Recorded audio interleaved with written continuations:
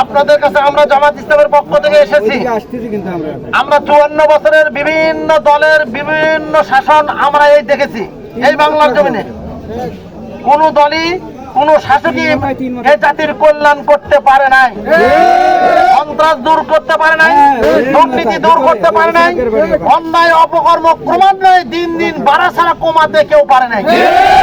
বাংলাদেশ জামাত ইসলামী আপনাদের কাছে ওয়াদা দিচ্ছি, জামাত ইসলাম যদি ক্ষমতায় যায় এই বাংলার জমিনে কোন রকম সন্ত্রাস, দুর্নীতি, চাঁদাবাজ, বালুখোর এগুলির স্থান বাংলার জমিনে থাকবে না।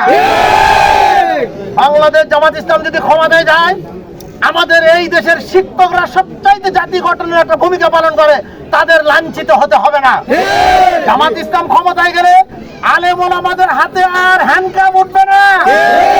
জামাত ইসলাম ক্ষমতায় গেলে এক মুঠ সাহায্যের জন্য মানুষের দ্বারে দ্বারে হাত পাতাইতে হবে না। রাষ্ট্রীয়ভাবে তাদের অধিকারকে বুঝে দেওয়া হবে, ধনীদের নিরাপত্তার গ্যারান্টি দেওয়া হবে, এমন একটা সুন্দর পরিবেশ সৃষ্টি করা হবে যেখানে মানুষ সুখে শান্তিতে বসবাস করবে, যার যার ধর্ম পালন করার সুযোগ পাবে।